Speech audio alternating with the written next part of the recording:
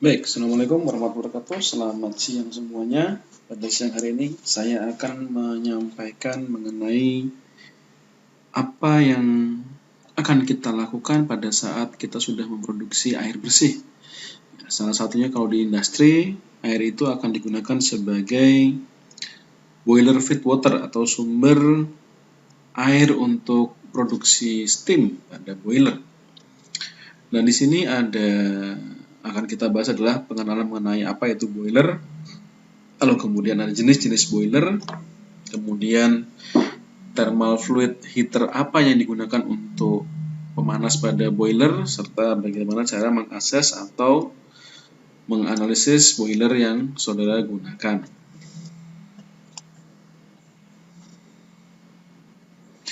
Apa itu boiler?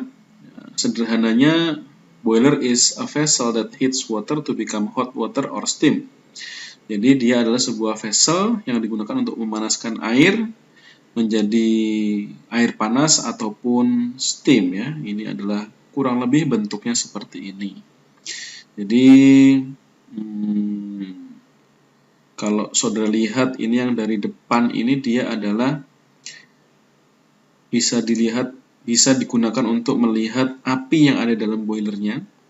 Kemudian ini juga digunakan sebagai alat pemantik atau pada saat starting up boiler.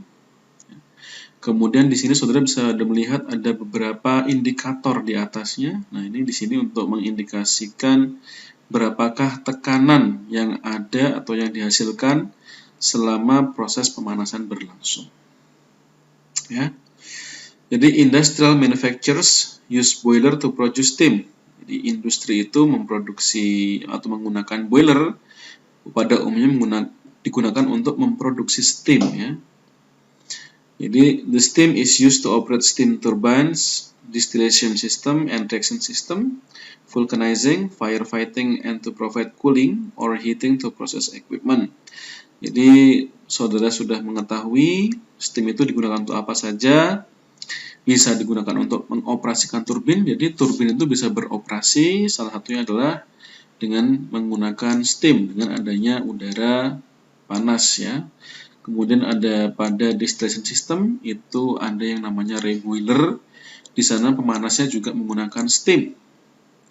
Jadi apapun yang menggunakan yang ada pemanas seperti pada proses reaksi vulcanizing, ya, firefighting itu juga ada menggunakan steam. Dapat dari mana? Dapatnya dari boiler. Ya. So, boiler use a combination of radiant, conductive, and convective heat transfer methods to change the water to steam. Ya, jadi di dalam boiler itu sendiri memang dia kompleks ya, di dalamnya prosesnya untuk pemanasannya kompleks, lengkap mulai dari panas radiasi, panas konduksi, dan juga panas konveksi. Ya. Ini adalah gambaran sederhana dari proses boiler. Jadi ya kalau sederhananya ini ada sebuah drum dipanaskan, ada air yang dimasukkan, lalu terbentuklah steam. Nah, gitu. Jadi a simple boiler consists of a heat source, water containing drum, ya, a heat source, water containing drum, water inlet, and also the steam outlet. Jadi intinya ada 4. Ada heat source-nya apa? Apinya dari mana, kemudian ada water containing drum ya untuk menampung airnya, kemudian ada water yang masuknya, setelah itu ada steam yang dihasilkan. Jadi ada 4 intinya pada proses boiler. A heat is added to the drum and the drum temperature increases until the water boils. Jadi intinya adalah memanaskan air sampai airnya mendidih ya. As steam rises, it is captured in a line and sent on for further processing. Jadi, kemudian steamnya itu akan digunakan pada proses selanjutnya. And the factors that affect boiler operation are density differences for internal circulation, pressure, temperature, and the water level. Jadi, faktor-faktor yang mempengaruhi proses operasi boiler itu ada perbedaan densitas, ya, untuk adanya sirkulasi di dalam tangki boiler. Jadi tentunya kalau ini adalah sebuah boiler ya, tadi secara horizontal, kemudian dia diisikan air di sini. Kemudian ketika dipanaskan, apa yang terjadi? ada penurunan densitas ya. Densitasnya akan menurun. Nah, adanya perbedaan densitas yang tinggi dengan yang rendah ini dia akan menciptakan adanya sirkulasi. Nah, dengan adanya sirkulasi yang sangat baik, maka dia akan semakin cepat terjadinya perpindahan panas. Dia juga akan semakin bagus produksi steamnya. Pressure juga begitu. Berapakah tekanan yang diperlukan untuk memanaskan atau menguapkan air yang ada dalam boiler ya. Jadi pressure-nya juga sangat berperan penting, suhu juga sama serta water level. Jadi water level itu tidak bisa terlalu tinggi, juga tidak bisa terlalu rendah. Kalau terlalu tinggi dia bisa akan overflow, kalau dia terlalu rendah dia akan pemanasannya tidak efektif karena ada pemanas yang tidak digunakan untuk memanaskan air sehingga dia akan mengalami overheating ya. Kalau ada overheating maka lama-lama pemanasnya akan rusak. Itu adalah basic operation boiler ya. Nah, ini ada beberapa jenis boiler, ada fire tube, ada water tube, package boiler, fluidized bed, stoker fire, waste heat, and thermic fluid heater ya. Ini ada banyak jenis-jenis boilernya. Mungkin saudara sudah pernah di materi-materi sebelumnya mengenai boiler. Ini kita hanya flashback saja ya, sedikit mengenai jenis-jenis dari boiler. Ya, ini ada fire tube, seperti ini bentuknya. Ada yang water tube, package boiler, fluidized bed, stoker fire, waste heat, and also the last one is the thermic fluid boiler. Kita lihat dulu dari yang fire tube boiler. Nah, di sini untuk yang fire tube boiler, dia relatively small steam capacities, jadi kapasitasnya cukup kecil karena dia hanya bisa menampung atau mengkonversi memproduksi steam sebanyak 12.000 kg per jam. Kemudian steam yang dihasilkan juga pressure-nya tidak bisa tinggi, dia hanya bisa low to medium, yaitu sekitar 18 kg per cm square, dan pengoperasiannya harus masih menggunakan oil, gas, ataupun solid fuel ya. Di sini kalau dari bentuknya bisa dilihat untuk yang fire tube, jadi ada fire-nya di furnace, kemudian di sini ada tangki yang menampung air, lalu kemudian panasnya tadi dilewatkan melalui tube-tube-nya ini ya, dilewatkan melalui tube-tube sehingga air yang ada dalam tangki dia akan dipanaskan dengan menggunakan panas dari furnace yang dilewatkan melalui tube tadi. Nah, ini kemudian flue gas-nya atau yang sudah dipakai untuk memanaskan dia dibuang melalui stack di sini ya, ada stack-nya. Nah, ini kemudian ada steam-nya di sini. Itu untuk yang fire tube. Jadi fire-nya ada di dalam tube kalau yang fire tube. Kalau untuk yang water tube ya, untuk yang water tube bentuknya seperti ini, used for the high steam demand and pressure requirements. The capacity range from 4,500 until 120,000 kg per hour, jadi sangat besar ya, 10 kali lipat dari fire tube boiler ya, 10 kali lipat dari fire tube boiler. And then tapi dia punya lower tolerance for the water quality and needs water treatment plant. Jadi dia untuk persyaratan air yang digunakan pada boilernya ini cukup rigid, jadi memiliki persyaratan yang lebih tinggi daripada yang fire tube.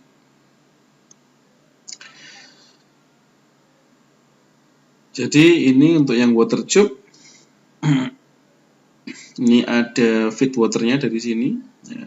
Kemudian di sini juga ada steam drumnya, masuk dalam steam drum, sehingga airnya ini ada yang dialirkan melalui tube. Nah, airnya dimasukkan melalui tube, kemudian di sini diberikan panas. Ya, jadi airnya di dalam tube, tapi terus kemudian dipanaskan. Panasnya tadi bisa macam-macam juga, dari menggunakan yang furnace juga bisa ya. kemudian juga dari elektrik juga bisa. Jadi di sini ada perubahan densitas. Nah, ini yang membuat adanya sirkulasi tadi. Kalau di dalam water tube boiler, ya. Dalam water tube boiler, dia airnya itu mengalir karena ada perbedaan densitas ya di sini. Terus kemudian dipanaskan, ada yang terbentuk menjadi steam. Yang jadi steam dia lewat di atas. Yang dia masih liquid, dia akan tersirkulasi ke bawah lagi. Nah, kalau untuk yang package boiler ini dia sudah satu paket ya. Package berarti dia satu paket. Dia sudah merupakan sebuah satu fabrikasi. Contohnya seperti yang di depan tadi itu sudah bentuknya package boiler ya. High heat transfer, faster evaporation, good convective heat transfer, good combustion, efficiency, high thermal efficiency, and classified based on the number of passes.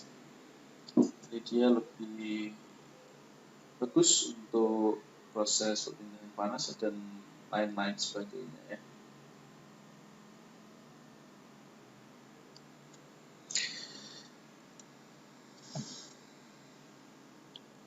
Yang keempat, ini ada fluidized bed combustion boiler. Nah, ini ada yang kalau fluidized bed ini berarti dia ada yang difluidisasi atau ada yang sirkulasikan, ada yang disirkulasikan, ada yang difluidisasi ya. Combustion boiler, nah ini jauh lebih besar lagi, kapasitasnya dari 0,5 ton per jam sampai 100 ton per jam. Kurang lebih sama sih ya dengan yang water tube ya. Kalau itu kan 120.000 kilogram per jam, jadi 120 ton ya, kurang lebih mirip sama. Benefits: compactness, fuel flexibility, high combustion efficiency, reduce SOx and also the NOx. Nah, ini kalau untuk yang fluidized bed ini artinya dia sebenarnya menggunakan bahan bakunya dia adalah yang solid ya. Bahan bakunya adalah solid. Ini contohnya ada coal, ada washery rejects, rice husk, bagas, tebu, agricultural waste. Ya, jadi itu yang digunakan sebagai pemanas. Kenapa kok dikatakan fluidized? Karena yang bentuknya padat ini dia difluidisasi. Jadi pada saat dia difluidisasi, dia juga suhunya tinggi. Nah, itu yang dia transfer panasnya ke air ya. Dia mentransfer panasnya ke air. Ini kalau dari sini ini ada coal silo. Ini untuk menyimpan bahan bakarnya tadi, yang biomasa tadi ya, bisa coal ataupun limbah biomasa. Terus kemudian di sini ini ada, harusnya sih ini ada kayak semacam fan-nya ya untuk dia memfluidisasikan ya. Terus kemudian dipanaskan di sini ada furnace. Ada furnace, terus kemudian di atas ini dia baru kontak dengan si water. Nah, waternya terbentuk menjadi steam drum. Nah, steam drum kan di atas ini. Jadi di sini adalah tempat terjadinya transfer panasnya. Dari steam drumnya ini baru dia diambil sebagai steam. Sisanya lagi tadi yang biomasanya dia akan ke bawah menjadi ash atau menjadi abu.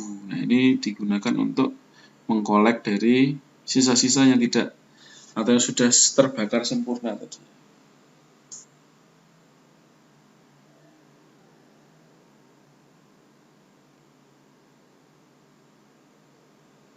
Gitu.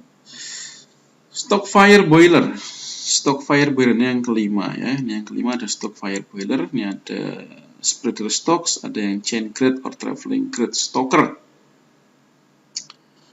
Stoker.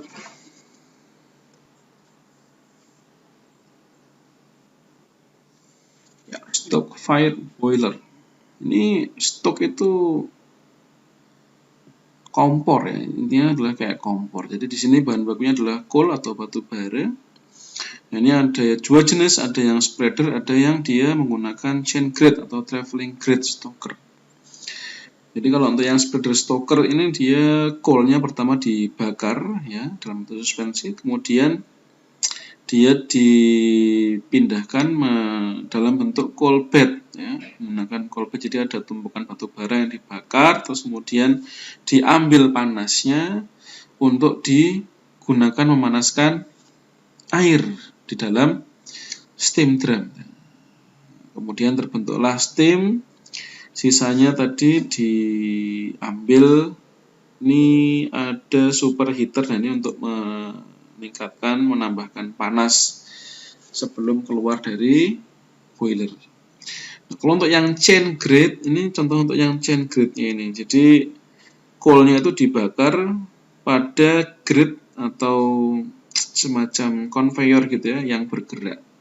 Jadi coal gate controls coal feeding rate. Jadi ada yang bisa digunakan untuk mengatur berapakah jumlah coal atau bata bara yang dibutuhkan. Kalau tadi yang spreader stokers ini, dia coalnya dibakar secara keseluruhan, semuanya dibakar. Jadi kemudian digunakan untuk transfer panas di steam drumnya tadi.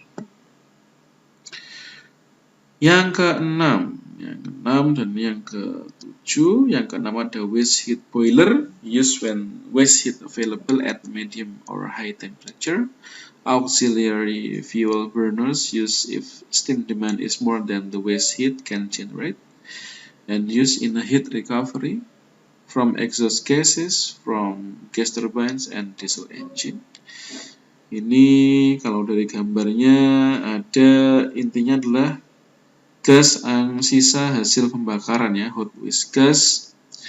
Kemudian dia kebetulan atau memang mempunyai tekanan yang cukup tinggi, jadi persyaratannya dia adalah medium ataupun high temperature.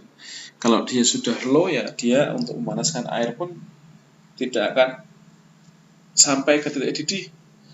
Oleh karena itu persyaratan yang digunakan pada waste heat boiler adalah airnya memiliki suhu yang medium atau cukup tinggi, sehingga dia cukup untuk memanaskan air dan merubah fasenya menjadi steam. Nah, itu untuk yang waste heat boiler. Kemudian untuk yang thermic fluid boiler, nah ini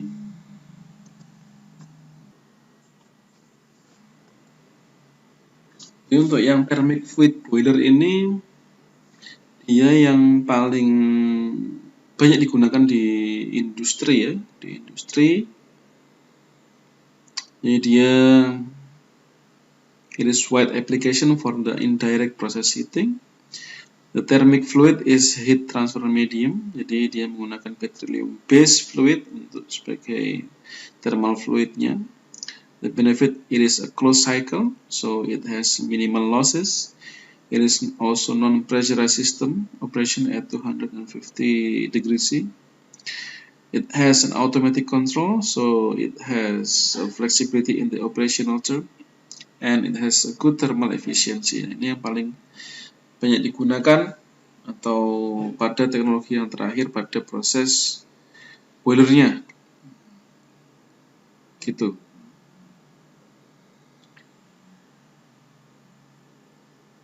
Ini tipe-tipe boiler ya, itu ada yang fire tube, ada yang water tube, ada yang thermic fluid heater. Untuk yang fire tube boiler, more complicated boiler is the fire tube boiler, which resembles a modified shell and tube heat exchanger. Jadi bentuknya memang sekilas mirip dengan shell and tube heat exchanger ya. Hanya saja untuk sumber panasnya, steamnya itu ada furnace yang terpisah. Ini tadi sudah faktor apa saja yang mempengaruhi proses boilernya. Composed of a shell and a series of tubes designed to transfer heat from the fire tubes and into boiler feed water ya. Jadi memang terdiri dari ada sebuah shell. Shellnya adalah tangki yang berisi dengan air. Kemudian ada juga a series of tubes designed to transfer heat from the fire tubes. Jadi ada series of tubes yang diisi, yang digunakan untuk melewatkan gas yang sudah dipanaskan tadi ya, atau gas panas yang hasil dari furnace di sini. The combustion gases exit through a chamber similar to an exchanger head and pass safely out of the boiler. The water level in the boiler shell is maintained above the tubes to protect them from the overheating. Jadi memang untuk yang seperti ini, karena ada menggunakan tube yang isinya adalah pemanas, maka syarat utamanya adalah air harus dijaga berada di atas cupnya, cup yang paling atas ya. Harus berada di atas cup yang paling atas ya, kurang lebih 20 sampai 30 cm ya permukaannya dari cup yang paling atas ya. Untuk menghindari apa? Untuk menghindari overheating. Kalau memang ada pengaman, diperlukan pengaman ya, ketika dia level waternya di bawah permukaan ini, maka furnace-nya mati. Harus mati, karena kalau enggak dia akan overheating. Overheating bisa mengakibatkan kebocoran di sini ya, akan kebocoran. Justru malah akan membuat alat ini rusak kalau terus digunakan untuk memanaskan atau memproduksi steam tadi. So the term tube boiler consists of boiler shell with feed inlet and also the outlet connection. And then ada juga fire tubes, ada combustion tube, ada burner, ada feed water inlet, ada steam outlet, and also the tube seats. Nah, kita lihat di gambarnya ini. Tadi yang di gambar paling depan tadi, ya, saya tunjukkan itu adalah burnernya ya. Itu adalah burner kalau misalkan mau dilihat kurang lebih ini bentuknya dari sini. Ini adalah untuk yang burnernya. Nah, biasanya operator dia akan membakar melalui lubangnya ini yang ada di sini. Dan dia akan terhubung di sini nih. Nah, ini burner itu semacam kayak ada tongkat panjang gitu untuk pemantik ya, sebagai pemantiknya burner. Kemudian di dalamnya ada cup-cupnya yang isinya nanti adalah gas panas. Ada fire tube, lalu ada combustion tube. Nah, ini combustion tube-nya ini adalah merupakan cup yang isinya adalah gas yang sudah dipakai untuk memanaskan. Jadi kalau ini ada dua pas ini ya. Jadi burnernya, dari burner dia memanaskan, jadi pembakaran yang panas ya di sini ya. Kemudian gasnya tadi yang panas dia akan keluar melalui cup-cup yang ada. Terus kemudian dia ada dua pas dikembalikan untuk memanaskan yang bagian atas. Nah, terus sampai sini dia akan kembali lagi ke sini. Nah, sisanya ini dia, atau yang sisa hasil setelah dia proses pembakaran, dia akan dibuang melalui combustion gases ini. Ada stack-nya, ada combustion tube atau stack. Ini adalah combustion gasnya. Lalu kemudian ini ada feed water inlet ya, ini dari atas ya biasanya untuk pengisian airnya. Feed water inlet diisi sampai penuh, sampai menutupi cup yang paling atas. Kemudian nanti dari air yang sudah dipanaskan dia akan membentuk steam. Nah, ini steamnya diambil di sini. Ada steam outlet, ada yang steam yang terbentuk. Begitu. Yang kedua,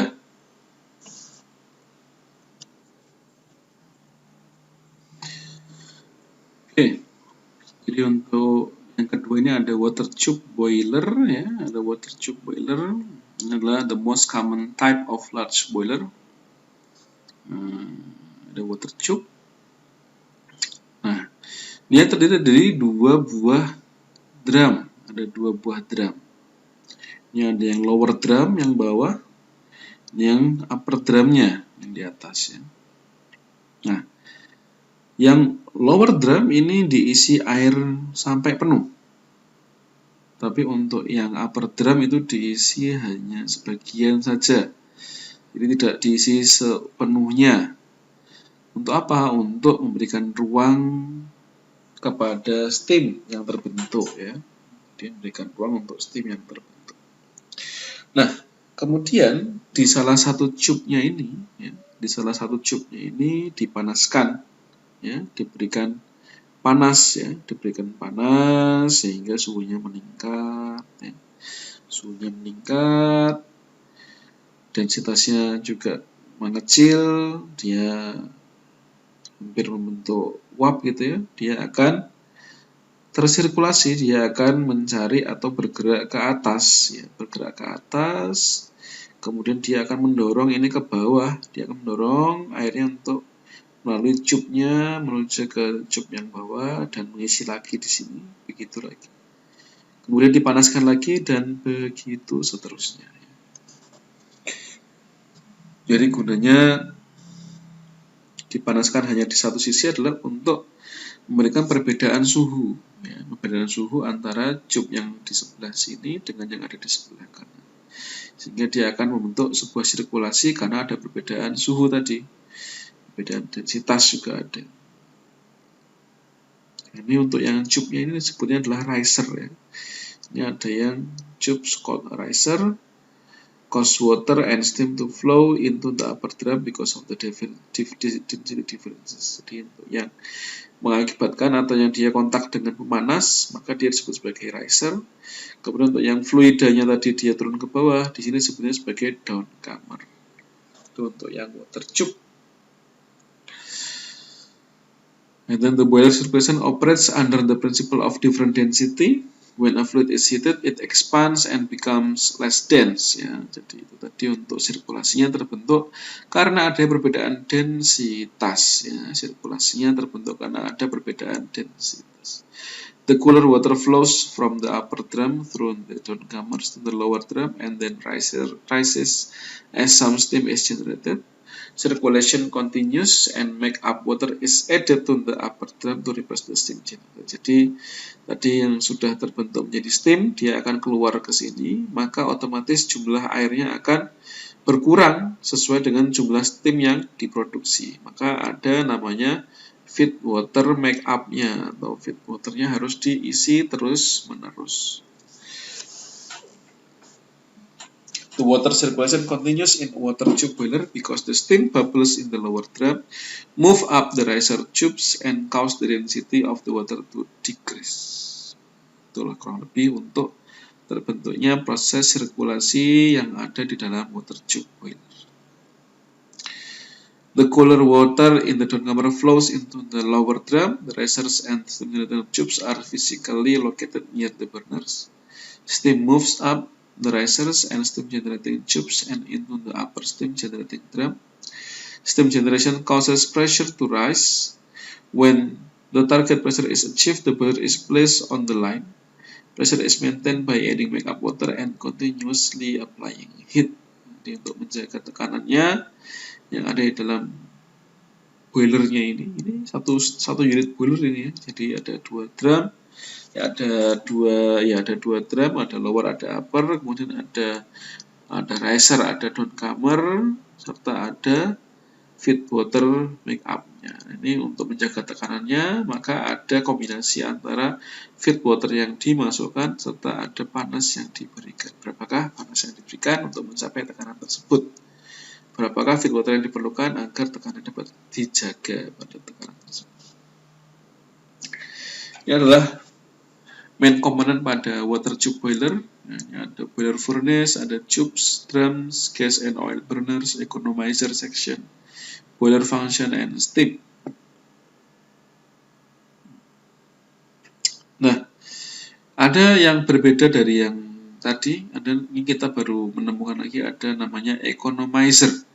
Economizer itu apa? Economizer itu gunanya adalah untuk economize, ya, mengekonomiskan. Gunanya, caranya gimana untuk mengekonomiskan atau menghemat, jadi penghematan daya yang diperlukan. Jadi steam yang terbentuk tadi ya, steam yang terbentuk itu tidak langsung diambil, tapi digunakan untuk memanaskan air yang masuk terlebih dahulu. Jadi steamnya tadi dikontakkan dulu dengan air, sehingga ketika dia masuk airnya ini ke dalam boilernya tadi, itu suhunya sudah tidak terlalu rendah, sehingga furnace atau pemanas yang dibutuhkan itu tidak terlalu tinggi ataupun konsumsinya tidak terlalu banyak untuk memanaskan air yang masuk ke dalam boiler. Itu namanya sebagai economizer section, ya, untuk mengekonomiskan atau menghemat penggunaan panas yang digunakan pada boiler. Selebihnya sama. Jadi intinya di sini untuk mengubah superheat menjadi desuperheated steam, ya, begitu. Jadi ada yang digunakan untuk economizer jadi desuperheated steam, ada yang diambil langsung. Gitu.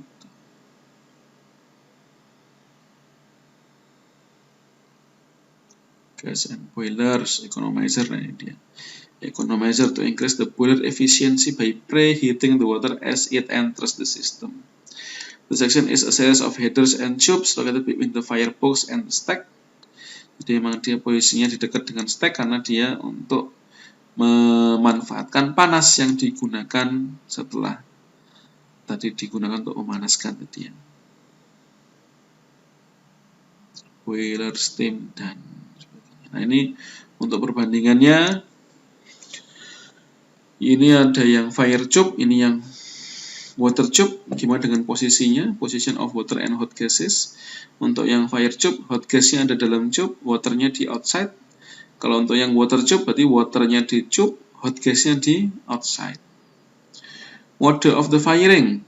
Fire tube itu internally fire. Kalau untuk yang water tube, dia externally fire. Jadi pemanasnya ada di luar untuk yang water tube. Kalau yang fire tube dia di dalam. Operating pressure. Ini untuk yang water pressure limited to 16 bar untuk fire tube. Sedangkan untuk yang water tube itu bisa sampai 100 bar. Rate untuk produksi dari steamnya. Fire tube dia lower, untuk yang water tube dia higher. Suitability not suitable for the large power plants, tapi untuk yang water tube dia bisa digunakan untuk yang large power plants karena dia pressure juga cukup tinggi. Jumlah steam yang digunakan juga banyak. Risk of the bursting involve lesser risk on the explosion due to the lower pressure. Dan tadi untuk yang water tube karena dia tekanannya cukup tinggi, maka dia punya risiko yang besar juga ya, karena adanya high pressure.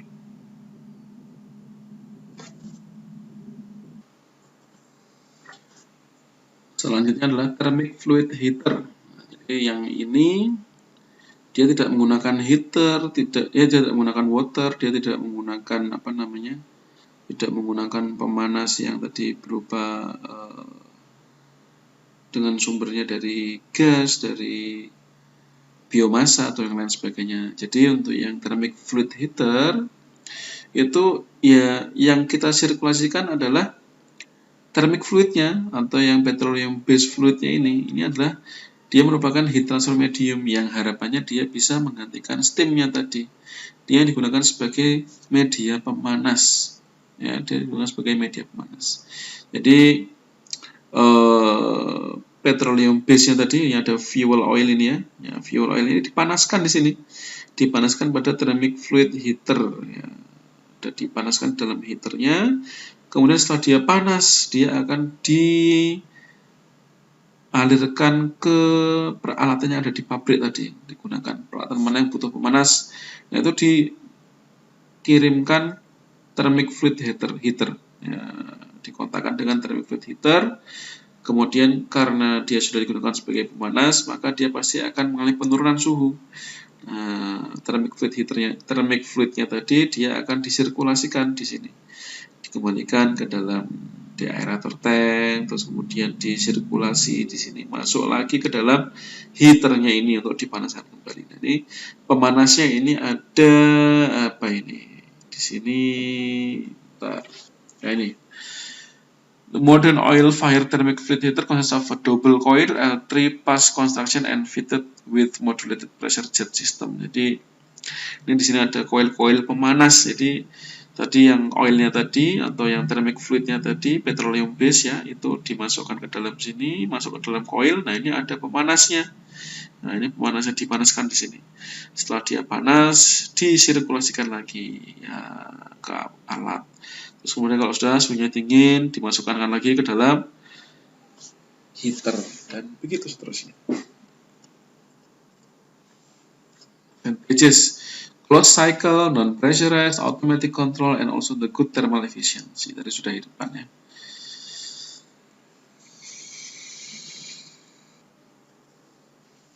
Oke. Terakhir ini ada assessment of boiler. Nah, ini adalah pengecekan pada boiler ya. Ini kalau pengecekannya ada 3 yang utama. Yang pertama adalah performance, yang kedua adalah blow down, yang ketiga adalah boiler feed water treatment. Ini untuk yang boiler performance. Untuk pengecekannya bisa dari heat balance dengan boiler efficiency. Untuk yang blowdown itu ada intermittent blowdown, ada yang continuous blowdown. Untuk yang boiler feed water treatment ada deposit control, internal water treatment, dan external water treatment. Boiler performance, the cause of poor boiler performance ini ada beberapa: poor combustion, ada heat transfer surface fouling, poor operation and maintenance, and deteriorating fuel and water quality. Dia ada pembakaran yang kurang baik, heat transfernya karena ada surface fouling, ya, jadi ada pengerakan, ada poor operation and maintenance, jadi ada pengoperasian yang tidak sesuai SOP atau yang mungkin tidak terlalu jeli pada saat pengoperasian. Kemudian ada pengurangan kualitas dari bahan bakar yang digunakan ataupun air yang kita gunakan. The heat balance help us to identify avoided and unavoided heat losses. Jadi heat dan boiler efficiency help us to find out the deviation of boiler efficiency from the base efficiency. Jadi ini perlu dicek terus-menerus ya, efisiensinya apakah dia stabil atau dia turun. Ya, kalau naik itu kayaknya agak kecil kemungkinannya ya, kecuali saudara melakukan sebuah modifikasi. Tapi kalau emang suatu alat boiler digunakan terus-menerus, maka dia bisa saja stabil atau bahkan menurun performanya. Itu yang dicek. Ini juga untuk yang heat balance juga bisa dilihat dari sini, dari heat balance saudara bisa memastikan apakah ada heat loss yang timbul atau tidak. Itu yang bisa digunakan. Heat balance, the combustion process in boiler can be described in the form of energy flow diagram. This diagram shows graphically how energy is transformed from fuel into useful energy, heat, and losses. Jadi pada boiler itu ada fuel yang input, outputnya yang utama adalah steam. Nah, panasnya di sini ada konveksi dengan radiasi, kemudian ada air yang di blow down, ada yang ash atau yang unburned part of the fuels, kemudian ada excess air. Jadi kalau sudah menghitung neraca panasnya, maka setidaknya ada 6 komponen utama ini. Jadi ada fuel input, ada steam output, selain itu ada apa lagi? Ada panas yang lepas ke lingkungan melalui proses konveksi ataupun radiasi. Kemudian air yang ada di dalam tube tadi, ada yang dalam tangki boiler itu juga terkadang perlu di blow down. Nah, ini juga perlu dihitung neraca panasnya. Saat menghitung neraca panas ini juga harus diperhitungkan.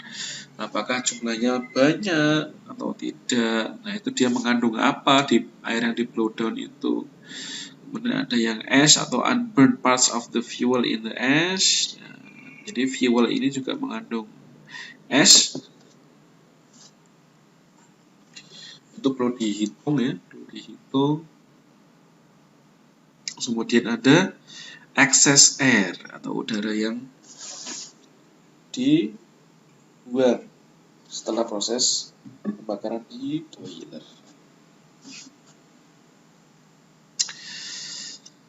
Ini untuk persentase dari penggunaan fuel pada boiler. Biasanya 12,7% nih heat loss due to dry flue gas, 8,1% itu heat loss due to steam in the fuel gas. Jadi dari sekian banyak loss yang ada, kira-kira berapakah jumlah panas yang terkandung dalam steamnya? Oh, ternyata hanya tinggal 73,8%. Itu untuk kalau hasil perhitungan kira-kira begini contohnya.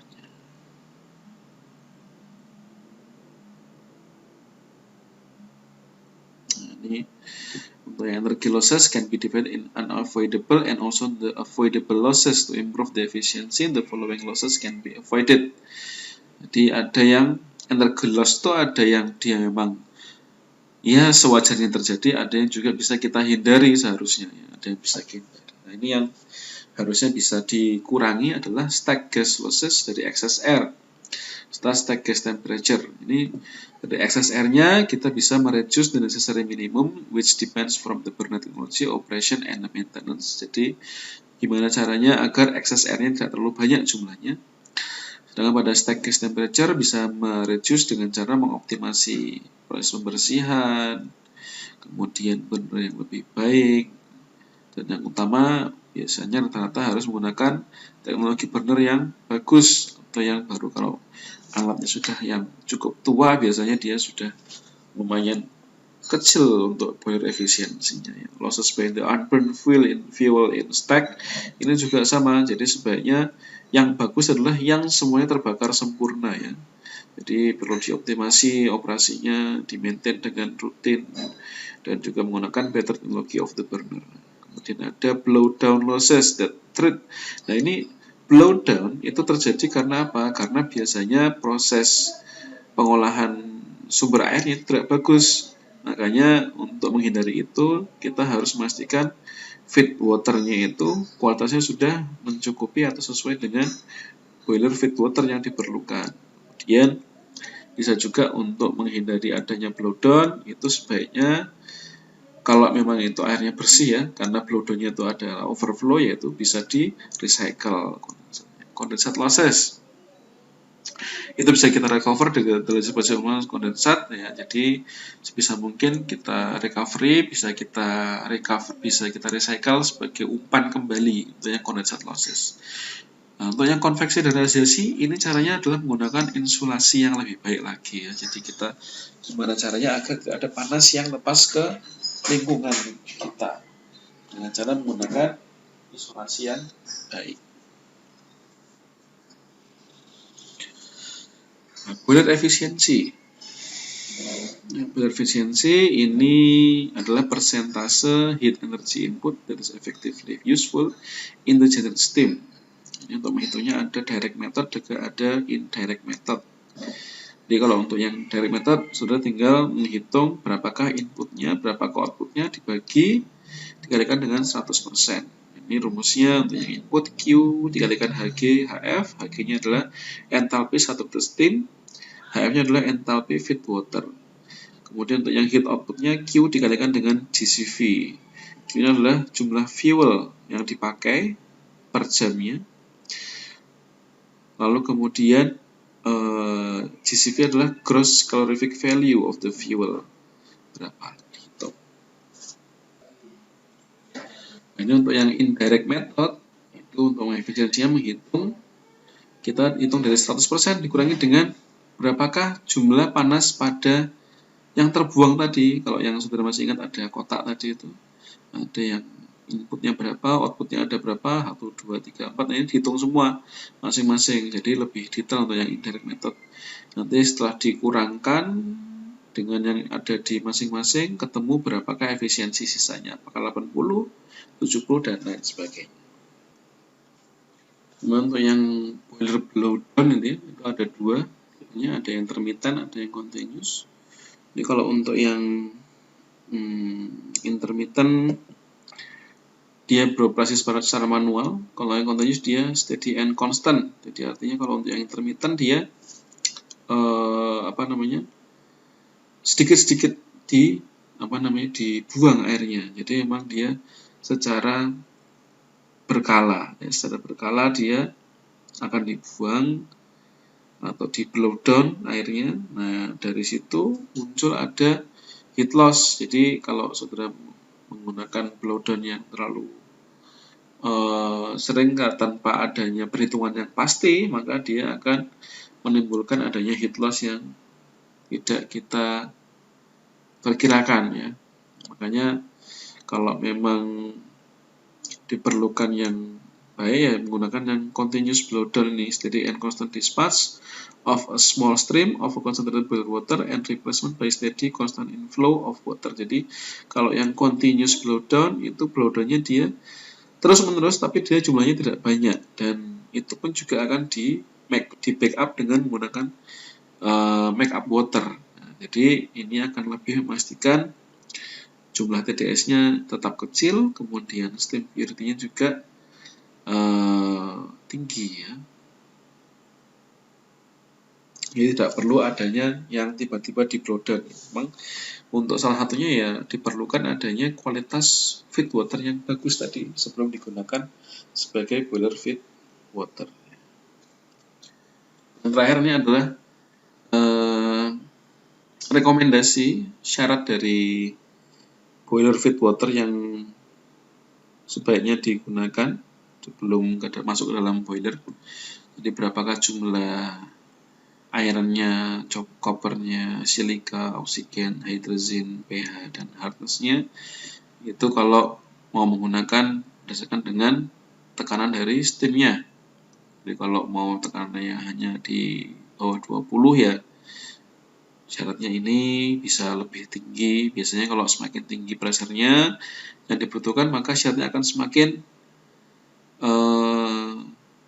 ketat ya, akan semakin ketat. Ini contohnya untuk yang total iron saja yang 20 itu maksimal boleh 0,5 kalau saudara mau membuat pressure steam 20 kg per cm square. Tapi kalau 40 sampai 60 ya minimal maksimal hanya boleh 0,01. Itu contohnya.